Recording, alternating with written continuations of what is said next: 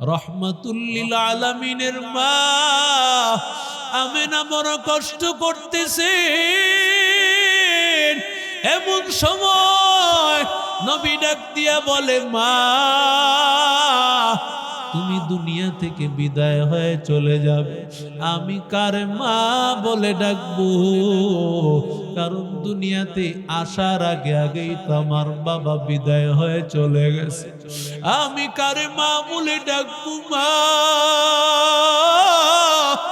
আমার এতিম করে ফালাইয়া চলে যাইতেছো। আল্লাহর নবীর মা ডাক দিয়া বলে, ও বাবা, তোমার কোনো চিন্তা নাই, তোমার কোনো পেরেশানি নাই। আল্লাহ তোমার সম্মান বাড়াইয়া দিবে, তোমার ইজ্জত বাড়াইয়া দিবে। তোমাকে আমি একলা ফালাইয়া রেখে যাই না। আল্লাহ তাআলা সারা পৃথিবীর সম্মান তোমারে দান করবে।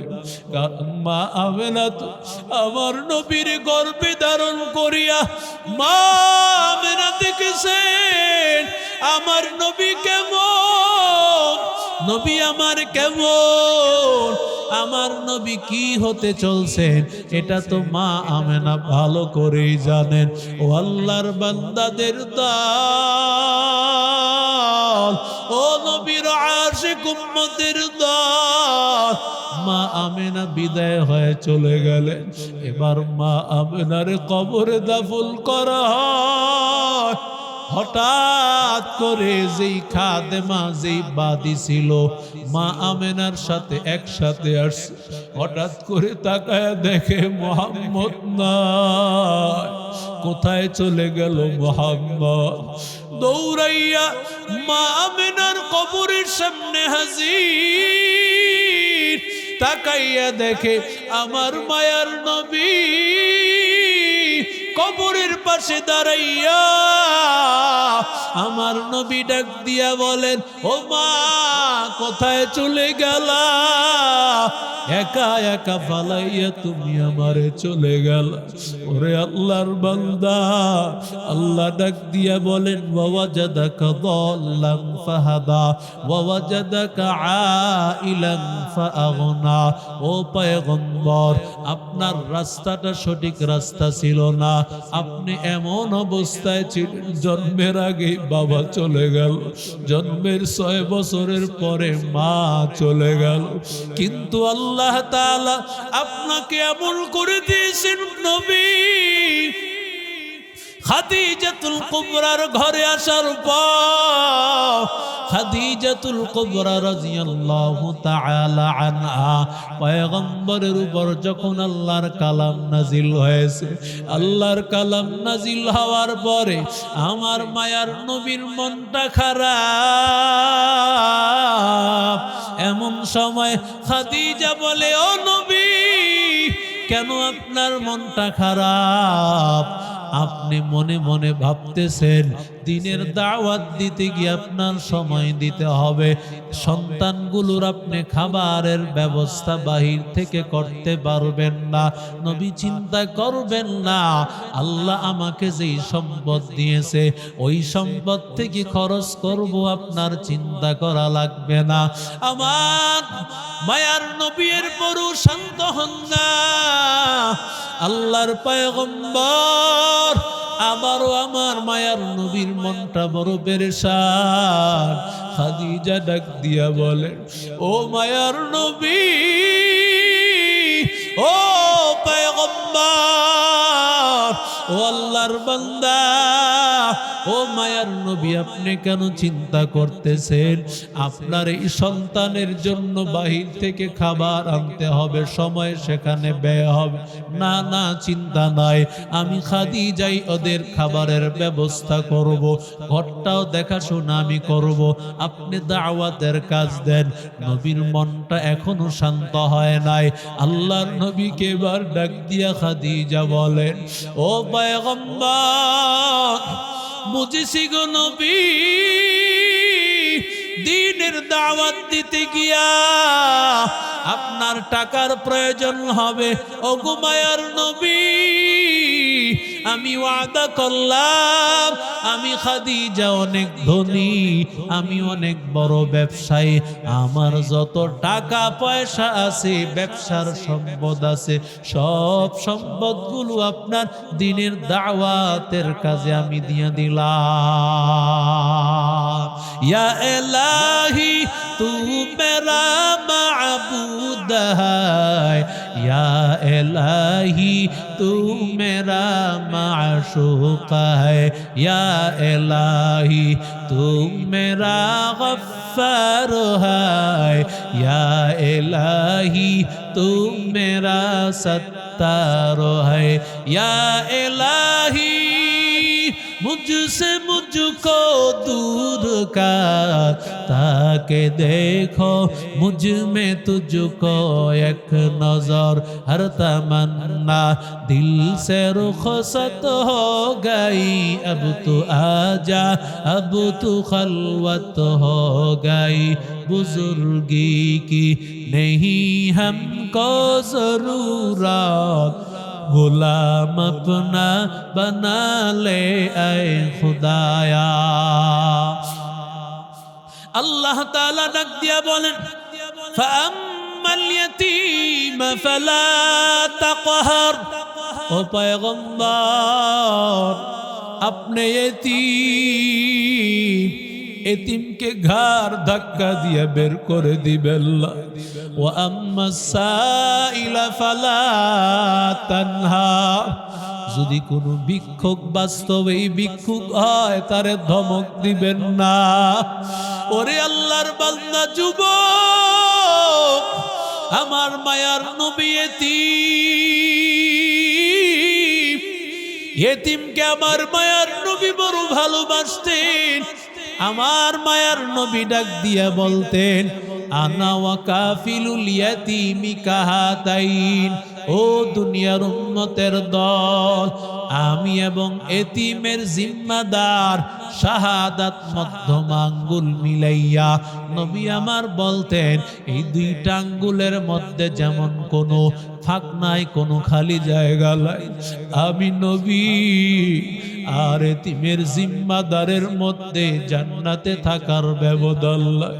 ওরে আল্লাহর বান্দা, ও যুবক, ও আল্লাহর গোলাম, এই মাদ্রাসাগুলোর দিকে তাকায়া দেখ, কত গরিবের সন্তান, কত এতিম সন্তানগুলো তাকায়া দেখবা মাদ্রাসায় পড়াশোনা করে, বাবা নাই মা নাই, বাবা হারা মা হারা এতিম। ও আল্লাহর গোলাম, ওরে নবীর আশিক উম্মতের দল, কিন্তু বান্দা ওদের তেলাওয়াত শুনলে কলিজাটা ঠান্ডা হয়ে যাবে। আল্লাহর বান্দা, কত আল্লাহর বান্দা এমন আছে রিক্সা চালায় সন্তানটারে মাদ্রাসায় পড়ায়, জোরে বলে না সেলালায়। আল্লাহর বান্দি ইট ভাঙ্গে সন্তানটারে মাদ্রাসায় পড়ায়। ও আল্লাহর বান্দা, মোহাম্মদপুরের ঘটনা অনেকেই হয়তো শুনেছেন। ও আল্লাহর গোলাম, মোহাম্মদপুরে ঢাকার মধ্যে ও আল্লাহর বান্দা তারাবির নামাজের জন্য হাফেজ কোরআনের ইন্টারভিউ নেওয়া হচ্ছে। ও আল্লাহর বান্দাদের দল, ইন্টারভিউ নেওয়া হচ্ছে। ওই মোহাম্মদপুর মাদ্রাসার মুহাদ্দিস সাহেব বড় আলেম, তিনিও সেখানে বসা, আরো কয়েকজন আলেম সেখানে বসা। এক এক সবার পরীক্ষা নিল, একজন ফার্স্ট আর একজন সেকেন্ড আর একজন থার্ড হয়েছে, সিরিয়াল দেওয়া হয়েছে, দরজা বন্ধ হয়ে গেছে। এবার আর দ্বিতীয় কোনো পরীক্ষার্থী আসতে পারবে না, এখন পরীক্ষার রেজাল্ট জানায় দেওয়া হবে। এমন মুহূর্তে ও আল্লাহর গোলাম, ওই থাই গ্লাসের মধ্যে কে যেন আওয়াজ করতেছে, কে যেন আস্তে আস্তে ছোট্ট হাত দিয়া বাড়ি দিচ্ছে। এমন সময় মসজিদের যে খাদেম আল্লাহর বান্দা তাকাইয়া দেখে ছোট ছোট দুইটা বাচ্চা, তাকায় বলে বাবা তোমরা কেন আসছো? বলে আমরা কোরআনের তারাবির জন্য, আমরা দুই ভাই হাফেজ, আমরা ইন্টারভিউ দেব। আরো জোরে বলে আল্লাহ। ছোট্ট ছোট্ট দুইটা বাচ্চা, খাদেম সাহেবের দেখা মনটা গলে গেছে। আরে ছোট্ট ছোট্ট দুইটা বাচ্চা কানে কানে আসিয়া মুয়াজ্জিন সাহেবের কাছে বলতেছে, ও মুয়াজ্জিন সাহেব, দুইজন ছাত্র, দুইটা বাচ্চা দেখা যায় ওরা পরীক্ষা দিতে চায়, ওরা নাকি তারা ইন্টারভিউ দেবে। মুয়াজ্জিন সাহেব বলেন না না, ইন্টারভিউ আর দেওয়া যাবে না, দেওয়ার সুযোগ নাই, দরজা অফ আর খোলা যাবে না। ও আল্লাহর বান্দাদের দল, যখন মুয়াজ্জিন সাহেব আর খাদেম সাহেব কথা বলতেছিলেন, এমন সময় কথাটা বড় হুজুর শুনে ফেলেছে। বড় হুজুর বলে, তোমরা কি কথা বলতেছো? কি কানে কানে কথা বলতেছো? ডাক দিয়া বলে, হুজুর দুইটা ছোট ছোট বাচ্চা, ওরা নাকি তারাবির ইন্টারভিউ দেবে। হুজুর বলে, দরজা খুলে দাও, দরজা খুলে দাও, আল্লাহর ঘর বন্ধ হবে না, ওদের জন্য দরজাটা খুলে দাও। আল্লাহর গোলাম, সাথে সাথে দরজা খুলে দেওয়া হলো। ছোট্ট ছোট্ট দুইটা বাচ্চা, ও আল্লাহর বান্দা, এই দুইটা বাচ্চা যখন হাজির হয়ে গেল, ডাক দিয়া বলে, তোমরা কি কোরআন শরীফ ভালোভাবে তারাবি পড়াইতে পারবা নাকি? বলে, হ্যাঁ হুজুর, আমরা মাত্র 6 মাসে কোরআনের হাফেজ, 11 মাসে হয়েছে। আল্লাহু আকবার বলে। আল্লাহর বান্দাদের দল, হুজুর বলতেছে কোনো এক জায়গা থেকে পড়ো, যদি তোমাদের পড়াগুলো ভালো লাগে তাহলে তোমাদেরকে পরীক্ষা করো। আল্লাহর বান্দা ডাক দিয়া বলেন, হুজুর আমাদের পড়াশোনা লাগবে না, আমাদেরকে কোরআন শরীফের যে জায়গা দিয়া ইচ্ছা জিজ্ঞাসা করেন। আল্লাহু আকবার। ছোট্ট ছোট্ট দুইটা বাচ্চা, ওরা বলে, হুজুর যে জায়গা দিয়া ইচ্ছা সেখান থেকেই প্রশ্ন করেন। এবার ছাত্রগুলো যখন পড়া শুরু করল, ওদের কণ্ঠের তিলাওয়াত, ওই কণ্ঠের তিলাওয়াত, ওদের তেলাওয়াত শুনে মনে হল মুতাওয়াল্লি সাহেব বলে, আমার মনে হইতেছে আমি যেন বাইতুল্লাহ দাঁড়ায় আছি, আমার মনে হয় যেন আল্লাহর কালাম বাইতুল্লাহ দাঁড়িয়ে দাঁড়িয়ে শুনতে পাই। ও আল্লাহর গোলাম, এত সুন্দর তেলাওয়াত। মুতাওয়াল্লি বলে, সব পরীক্ষা বাদ, এই দুইজন হাফেজ আমাদের তারাবির নামাজ পড়াবে। আর জোরে বল। মুতাওয়াল্লি সাহেব পাগল হয়ে গেছে, ওদের যেখানেই যায় ওদেরকে নিয়া নিয়া চলে, ওদেরকে বুকের সাথে লাগায় আর বলে, রে ছেলেরা, আমার যদি এমন একটা ছেলে থাকতো, আমি ওরে কোরআনের হাফেজ বানাইতাম, ওর জবানের কোরআন তেলাওয়াত শুনতাম। আল্লাহর বান্দা, এবার রমজান মাসে যখন তারাবির নামাজ শুরু হয়ে গেল, তারাবির নামাজে দেখা গেল প্রায় 5-6-7 হাজার মুসল্লি নামাজ পড়তে আসে বিভিন্ন জায়গা থেকে। মানুষের তেলাওয়াত, দুই ভাইয়ের তেলাওয়াত একরকম, কেউ জানতো না এরা যে আপন দুই ভাই। এমন সুন্দর তেলাওয়াত, ওদের তেলাওয়াত শুনিয়া সবাই পাগল হয়ে যাইতো। এখানে অনেক আলেম ওলামারা, অনেক হাফেজ কোরআনেরা, অনেক বুজুর্গরা দাঁড়ায় থাকতো।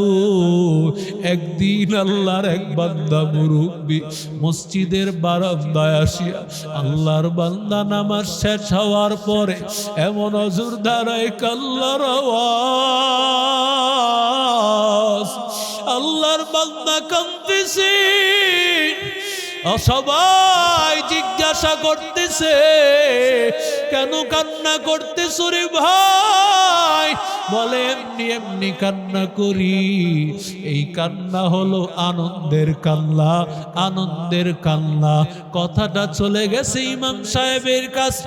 ইমাম সাহেব যখন তার সামনে হাজির হয়ে গেছে, হঠাৎ করে এমন সময় ছোট্ট দুইটা বাচ্চা আসিয়া ইমাম সাহেবের সামনে হাজির হয়ে গেছে। ডাক দিয়া বলে, ইমাম সাহেব আমার বাবারে কিছু বলবেন না, ইনি আমার বাবা। আল্লাহু আকবার।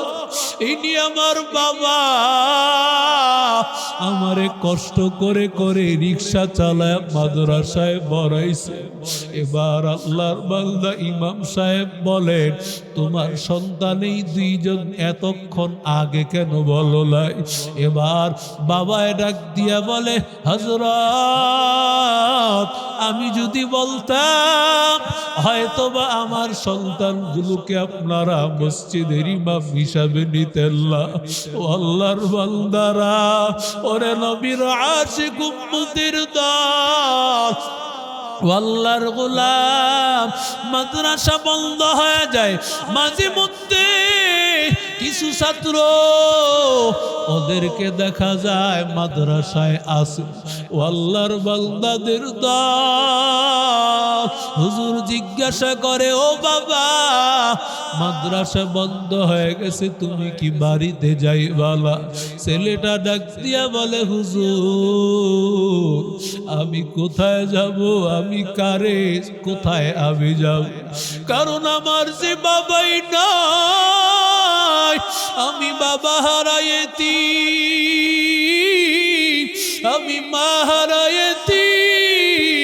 আমি এমন কোনো ঘর নয় যেখানে গিয়ে আমি আমার মা বলে ডাক দিব। আমার এমন কেউ নাই যারে আমি বাবা বলে ডাক দিব। ও আল্লাহর বান্দাদের দল, ও নবীর আশিক উম্মতের দল, আমি কারে বাবা বলে ডাকবো? আমি কারে মা বলে ডাক দিব? ও আল্লাহর বান্দা, এই এতিম ছাত্রগুলো, ওদের মাথায় যদি হাত বুলাইতে পারো, ওদের সাথে একটা বেলা খানা খাইতে পারো রে বাবা, হাসরের ময়দানে আমার মায়ার নবী বলেন একসাথে তুমি নবীর সাথে উঠবা, নবীর হাত ধরে ধরে তুমি জান্নাতে চলে যাইবা। ও আল্লাহর বান্দা, আজকে এই মাদ্রাসা এমন কোন আল্লাহর বান্দা আছো মা বাবা দুনিয়াতে না, তুমিও এতিম। আর এই মাদ্রাসার এতিম ছাত্রদের জন্য, কোরআনওয়ালাদের জন্য এমন কোন আল্লাহর বান্দা আছো নাকি? একটু হাতটা তুলে দেখাইবা, হুজুর আমি মাদ্রাসায় 20,000 টাকা দিব, মায়ের নামে 10,000, বাবার নামে 10,000। 20,000 টাকা দেওয়ার জন্য সর্বপ্রথমে আল্লাহর বান্দা হাত তুলে দেখান, হুজুর আমি 20,000 টাকা আল্লাহর নবীর ঘর, নবীর মেহমানদের জন্য দিব। সর্বপ্রথম কে হাতটা তুলে দেখাইবেন?